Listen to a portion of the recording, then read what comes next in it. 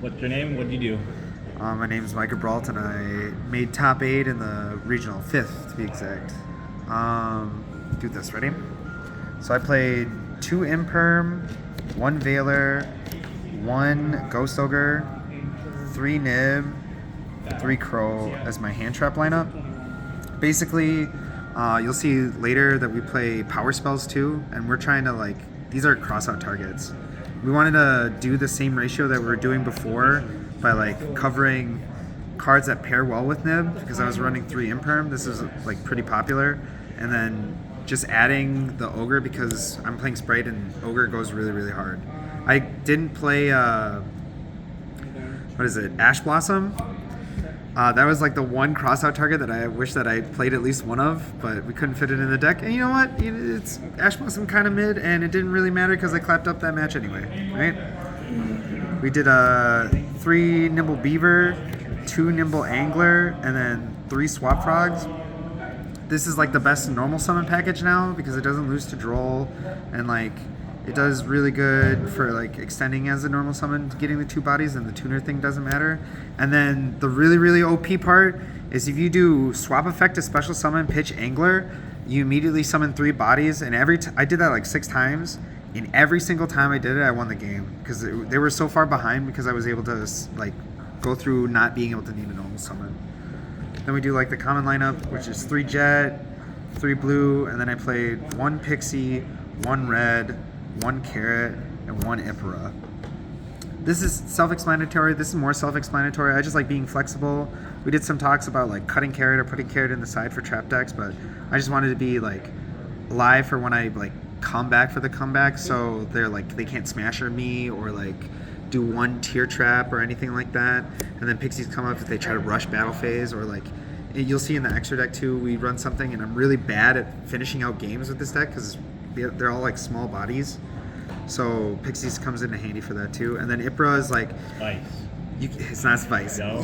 Because sometimes when you gigantic summon and you can't go through and you're in a grind set, you always have something to summon off a gigantic, and then Ipra comes up just so you can draw a card.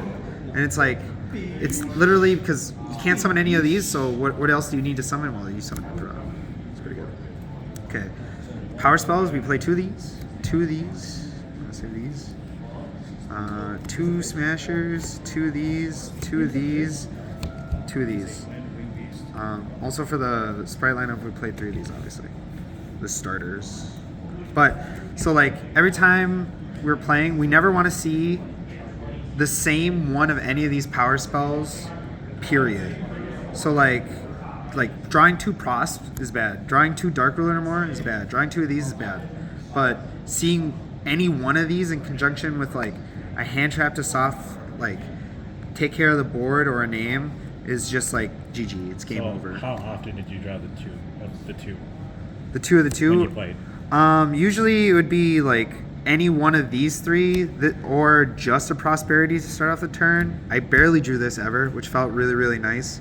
This was super good too because we're going to play this in 1 Featherstorm, but my man Carson told me that we should play this because it's searchable.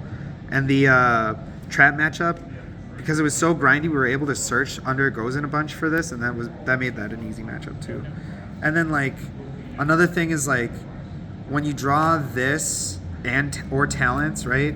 It punishes anybody who's playing a hand trap deck, and if they weren't playing hand traps, we'd still draw into this, and then we're so safe against Dark Ruler no more because that's a big problem, right? So it this is the gap that bridges both the power spells as well as the hand trap lineup.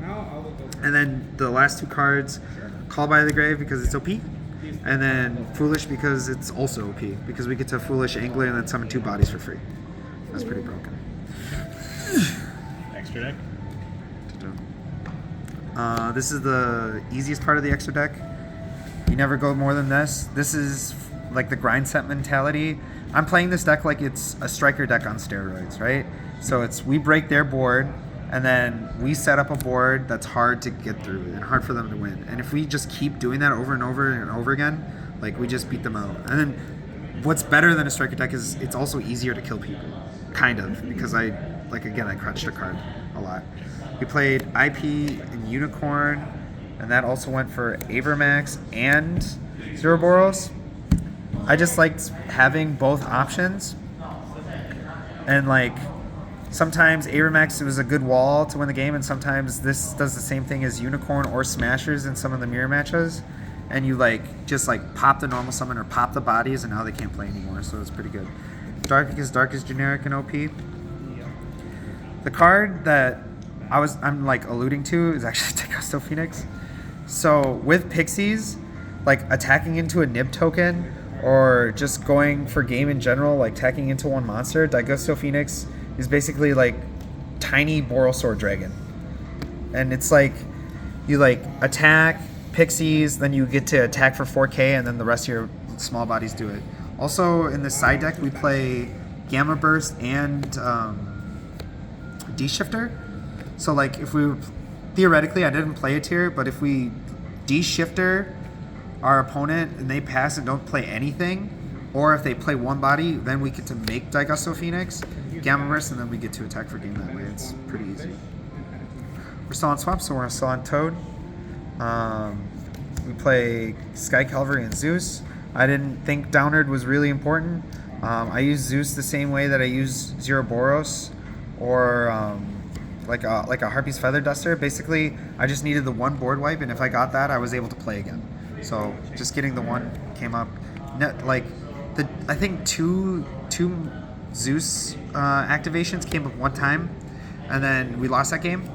But other than that, it was fine. And then we played Djinn Buster because we sometimes get to like super extend. And then this is just a dark, so I'm constantly playing around Super Poly because it was really relevant in the scene.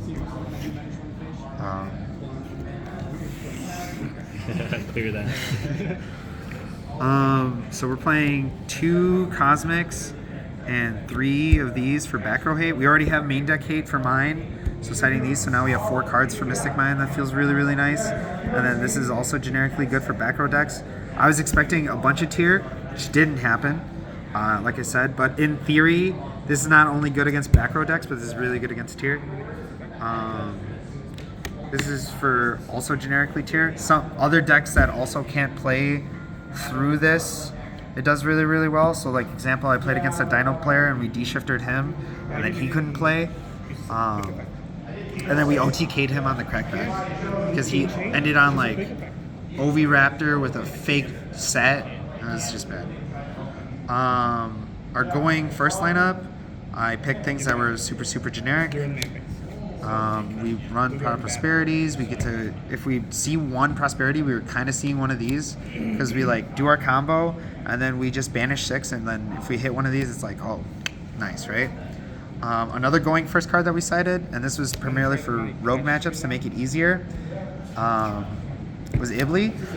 Funnily enough, I was ill-prepared for Ra's Disciple. I've been telling everybody that I got clapped by that guy, because I did. And our match literally went like this. He Ra's Discipled me. I was like, yeah, that's a good game. We went to game 2. I gave him Ibli. He went, yeah, that's a good game. Game 3, we like did a minor back and forth, and then he gave me Ra's Disciple, and I went, yeah, that's great. Yeah, this is good. And that's how the whole match ended. It was 20 minutes left. It was crazy. And then lastly, Respect. Right there. you know. Oh. Have any shout outs or anything? Yeah, I did this. Some guy recorded me before, but I'll do some of the same shoutouts. Shoutouts to everybody at the local scene. Specifically, I called out All Access Gaming and then Rogue Games as well, because everybody there has been super nice and supportive, and then playtesting wise there. Carson for the late night, like last second, yeah, you should do this, we should do this. It was like 2 card changes, but those card changes actually really came up after like logic spinning. I'm gonna do this again also. Topher.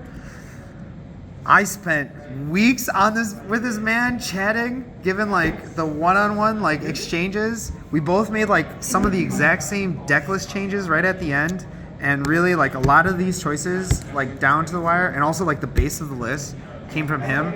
So I gotta like give him a mega shout out too. Philip for being my testing partner. Since you're here watching, you know, I play with him every week too. But yeah, like everybody's just been super nice. It was a great experience, and it was just fun. And then I've been playing for a year, and now we're a king, baby. You know. You're gonna see me next on YCS. All right, cool. Thanks. Thanks, mate.